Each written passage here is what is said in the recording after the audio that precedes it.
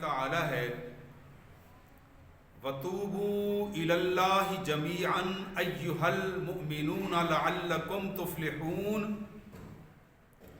اللہ تعالیٰ ارشاد فرماتے ہیں اے مسلمانوں اللہ کی طرف توبہ کرو تاکہ تم کامیاب ہو جاؤ۔ جیسا کہ ہم سب جانتے ہیں 1443 ہجری سال کا ماہ شعبان المعظم کا چاند آج شام کو انشاءاللہ نظر آ جائے گا، اور یہ وہ برکتوں اور رحمتوں والا مہینہ ہے جسے شعبان المعظم کہا جاتا ہے۔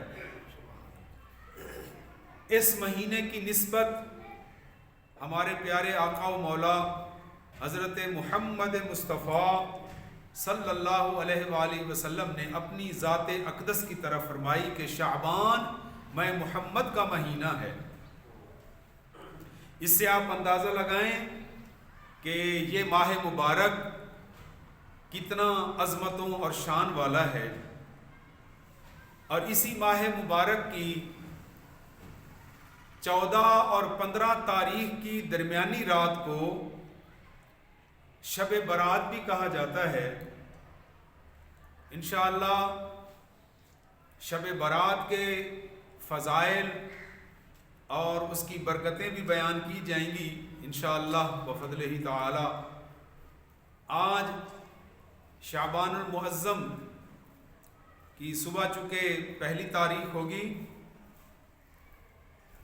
اور اللہ تبارک و تعالی نے ہمیں یہ ارشاد فرمایا ہے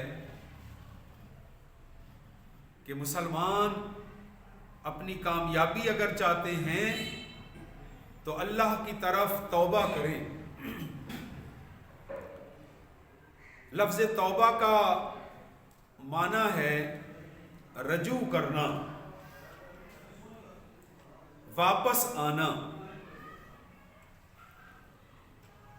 یہ لفظی معنی ہیں، اور اس کا اصطلاحی معنی یہ ہے کہ جب بندہ گناہ کر بیٹھے اور اس کو احساس ہو جائے کہ مجھ سے اللہ اور اس کے رسول کی نافرمانی ہو گئی ہے، تو وہ نا امید نہ ہو، بلکہ فوراً جس جگہ پر بھی بیٹھا ہو اگر اس کو احساس ہو جائے، اس کا ضمیر زندہ ہو، اس کو ضمیر ملامت کرے کہ تو نے اللہ کی نافرمانی کی جس نے تجھے سب کچھ عطا فرمایا، تو جس حالت میں بیٹھا ہو اور جہاں بیٹھا ہو وہ اللہ کی بارگاہ میں رجوع کرے، یعنی واپس آ جائے اور اپنے اس گناہ کی اللہ کی بارگاہ میں معافی مانگے۔ لیکن فقط معافی مانگنے پر ہی اکتفا نہ کرے، بلکہ شرمندگی کا اظہار بھی کرے، اور آئندہ کے لیے اس گناہ کے قریب بھی نہ جانے کا پختہ وعدہ بھی کرے۔ یہ ہے اصل میں مکمل توبہ۔ جو بندہ ایسی توبہ کر لیتا ہے اس پر اللہ کی رحمت کی برسات ہونا شروع ہو جاتی ہے۔ لیکن جو اس نیت کے ساتھ توبہ کرے کہ میں اب تو توبہ کر لیتا ہوں، پھر گناہ کر لوں گا، پھر توبہ کر لوں گا، تو اس طرح کی سوچ کا پیدا ہونا یہ بہت ہی ہلاکت خیز ہے۔ اس کی وجہ یہ ہے کہ ہم میں سے کوئی بندہ یہ نہیں جانتا کہ موت کا وقت کب آنے والا ہے۔ خدا نہ خواستہ اگر کسی نے اس نیت پر، اس امید پر گناہ کیا کہ میں گناہ کے بعد پھر توبہ کر لوں گا، تو اس کو یہ شورٹی تو کسی نے نہیں دی کہ ہو سکتا ہے اس کی موت کا وقت آ جائے اور اسے توبہ کرنے کا موقع ہی نہ ملے، وہ مہلت ہی ختم ہو جائے۔ اس لیے ایسی سوچ سے بچتے رہنا چاہیے اور اللہ کی بارگاہ میں عاجزی کرتے ہوئے اس سے معافی کے طلبگار بنتے رہیں۔ یہ انسانیت کی معراج ہے اور یہ انسان کی اصلی کامیابی ہے، کیونکہ ایک حدیث پاک میں ارشاد فرمایا گیا، المستغفر من الذنب وهو مصر علیہ کالمستہزئ بہ۔ ایسا شخص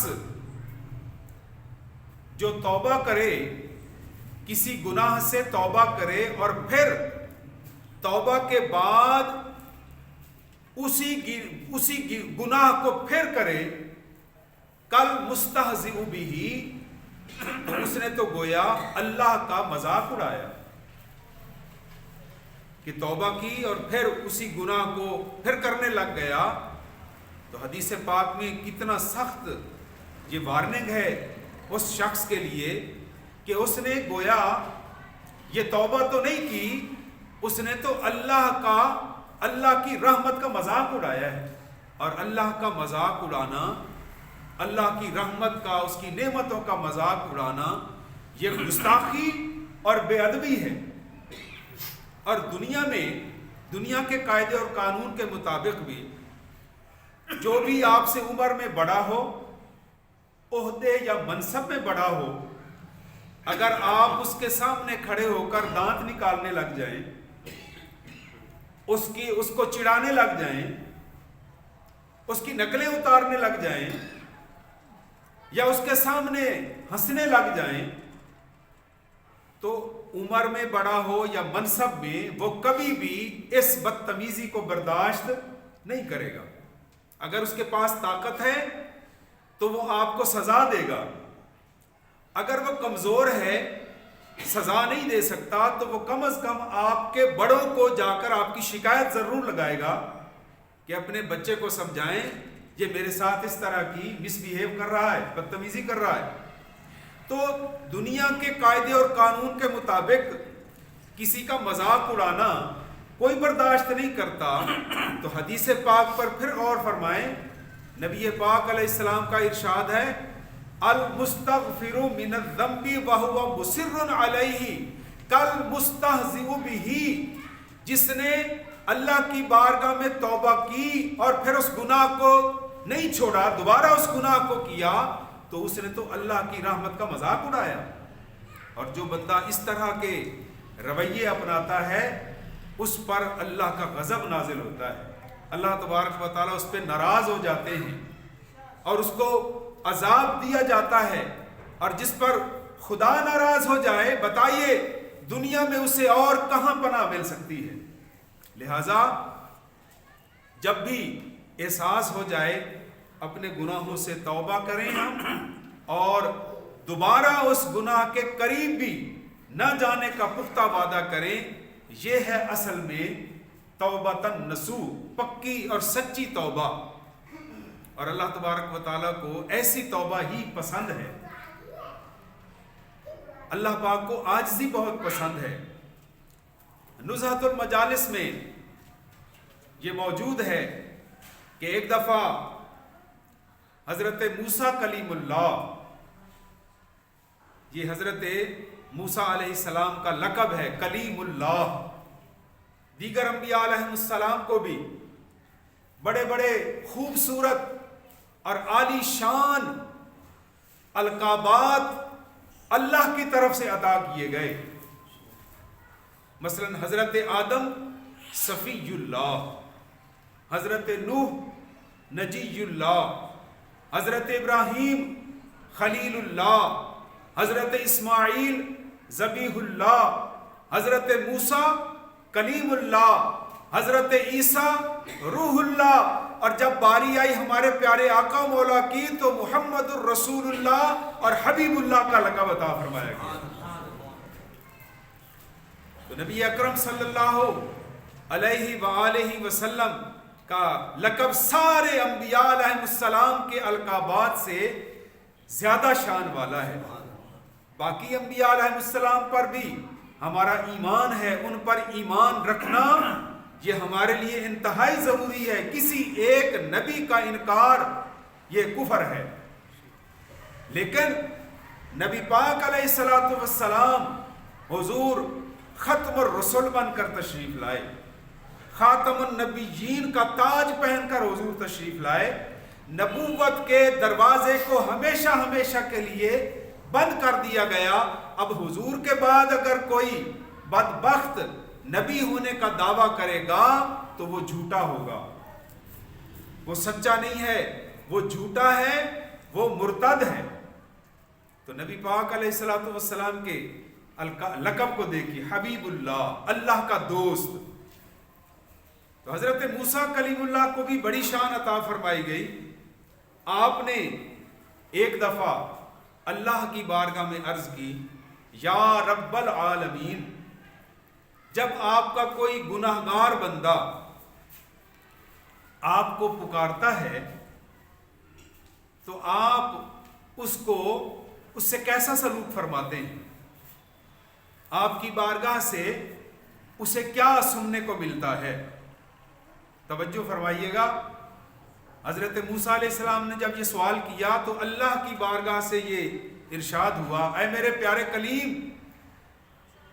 جب کوئی گناہگار مجھے پکارتا ہے تو میں 2 دفعہ اس کے جواب دیتا ہوں، لبیک لبیک. اے میرے بندے، میں موجود ہوں، کیا مانگتا ہے؟ آپ نے پھر عرض کی، جب کوئی نیک بندہ آپ کو پکارتا ہے تو اس کو کیا جواب دیا جاتا ہے؟ تو پروردگار عالم نے ارشاد فرمایا کہ اسے لبیک کا جواب دیا جاتا ہے کہ اے میرے بندے، میں موجود ہوں، بتا مجھ سے کیا چاہتا ہے. تو حضرت موسیٰ علیہ السلام نے پھر عرض کی، یا رب العالمین، نیک بندے کو 1 دفعہ جواب میں لبیک کہا جاتا ہے اور گناہگار کو تیری بارگاہ سے 2 مرتبہ لبیک لبیک کا مجدہ سنایا جاتا ہے. اس کی کیا وجہ ہے؟ تو پروردگار عالم نے ارشاد فرمایا کہ جب کوئی نیک بندہ میری بارگاہ میں عرض کرتا ہے تو اسے پھر بھی اپنی نیکیوں پر کچھ نہ کچھ مان ہوتا ہے. اپنی نیکیوں سے یاد ہوتی ہیں کہ میں نے فلاں فلاں نیکی کی ہے، اب اپنے رب کو پکار رہا ہوں. اس کو پھر بھی اپنی نیکیوں کی سوچ آ جاتی ہے. لیکن جب میرا کوئی گناہگار بندہ مجھے پکارتا ہے تو میں اسے 1 کی بجائے 2 مرتبہ لبیک کا جواب اس لیے دیتا ہوں کہ اس کا سوائے میری رحمت کے اور کوئی آسرا نہیں ہوتا، لہٰذا اس کو 2 مرتبہ جواب دیا جاتا ہے. تو حضرات محترم اندازہ فرمائیں کہ اللہ پاک کو اپنے بندوں کی توبہ کتنی پسند ہے. لیکن اپنی توبہ کو فوراً ادا کرنا چاہیے. اپنے غلط کام پر ڈھیٹ نہیں بن جانا چاہیے، بے شرم ہو کر بار بار اس کو نہیں کرتے رہنا چاہیے. اور دوسری بات، اللہ کی رحمت سے نا امید بھی نہیں ہونا چاہیے. تو اللہ تبارک و تعالی ہم سب کو یہ توفیق عطا فرمائے کہ ہم اس کی بارگاہ میں ہمہ وقت ہماری زبان توبہ کرتی رہے. اور بعض اوقات آپ نے دیکھا ہوگا کہ اللہ پاک کو، علماء سے آپ نے سن رکھا ہوگا کہ اللہ پاک کو سب سے زیادہ عاجزی پسند ہے. تکبر اور غرور وہ اللہ کی بارگاہ میں پسند نہیں ہے، کیونکہ اللہ خود متکبر ہے. عظمت اور بڑائی اور شان اللہ کے لیے ہے، باقی سب چھوٹے ہیں، درجہ بدرجہ اللہ پاک نے بنایا ہے. اور ایک حدیث پاک میں حدیث قدسی ہے. حدیث قدسی وہ حدیث ہے کہ اللہ پاک نے جو فرمایا، زبان نبی پاک علیہ الصلوۃ والسلام کی ہوتی ہے، فرمان اللہ کا ہوتا ہے. اللہ تبارک و تعالیٰ نے ارشاد فرمایا کہ تکبر میری چادر ہے. جو بندہ میری چادر کو چھیننے کی کوشش کرے گا میں اس کی کمر توڑ دوں گا۔ علماء نے اس کی وضاحت یہ فرمائی ہے کہ تکبر فقط اللہ کی ذات کے لیے، متکبر اس کے ناموں میں سے ایک نام ہے، باقی سب عاجزی کرنے والے ہیں، اس کی بارگاہ سے مانگنے والے ہیں، اس کے در کے بھکاری ہیں، سوالی ہیں۔ کوئی چاہے جتنا بڑے سے بڑا امیر و کبیر ہی کیوں نہ ہو، وہ اللہ کا بھکاری ہے، اللہ کی بارگاہ کا سوالی ہے، اسی کی بارگاہ سے اسے خیر ملتی ہے۔ جن کو یاد رہتا ہے کہ یہ مجھے سب اللہ کی طرف سے عطا کیا گیا ہے، وہ لوگ خوش قسمت ہوتے ہیں، اور جو بھول جاتے ہیں اپنی اوقات کو، وہ دنیا کے لیے، دوسروں کے لیے عبرت کا نشان بن جاتے ہیں۔ تو ہر وقت اللہ کی بارگاہ میں توبہ کرتے رہنا چاہیے۔ اور جس طرح روپے اور پیسے کی وجہ سے لوگوں میں غرور اور تکبر آ جاتا ہے، خدا نہ خواستہ ایک تکبر کی اور قسم بھی ہے، وہ زیادہ خطرناک ہے۔ اور وہ کون سی ہے؟ کہ جو بندہ نیکی کرنے لگ جائے، نمازیں پڑھنے لگ جائے، تلاوتیں کرنے لگ جائے، یعنی ہر نیکی کا کام کرنے لگ جائے، اور اگر اس کے اندر غرور اور تکبر پیدا ہو جائے کہ میں نے بہت نمازیں پڑھ لی ہیں، تو یہ تکبر بھی زیادہ خطرناک ہے۔ اس لیے فرمایا گیا کہ جتنی بھی آپ اچھے طریقے سے خشوع اور خضوع سے عبادت کریں، عبادت کرنے کے بعد اپنے ذہن کو اور اپنے دل کو یہ سمجھائیں کہ میں نے اب بھی اللہ کی عبادت کا حق ادا نہیں کیا۔ یہ تصور جب ذہن میں آئے گا تو پھر بندے میں عاجزی آ جائے گی۔ اور اگر یہ ذہن میں آ گیا کہ میں نے تو کوئی نماز بھی قضا نہیں کی، میں نے تو ہر نیکی کا کام کیا ہے، بس سمجھ لیں کہ آپ شیطان کا وار آپ پر ہو چکا ہے۔ تو اللہ تبارک و تعالیٰ کی بارگاہ میں دعا کرتے رہیں کہ مالک ہم سب کو توبہ کی توفیق عطا فرمائے۔ جس طرح مال و دولت، حسن، جوانی اور منصب پر غرور و تکبر منع ہے، ایسے ہی اپنی نیکیوں پر بھی تکبر نہ کریں، بلکہ عاجزی کے ساتھ کہیں یا اللہ یہ تو نے توفیق عطا فرمائی، میں نے تیرا حکم بجا لایا، اب اس کو قبول بھی فرما۔ جس طرح تو نے مجھے نیک کام کی توفیق بخشی ہے، اس کو قبول فرمانا بھی تیرے ذمہ کرم پر ہے۔ پھر وہ بندہ کامیاب و کامران ہو جاتا ہے۔ اللہ تبارک و تعالیٰ قبول و منظور فرمائے۔ وما علینا الا البلاغ المبین۔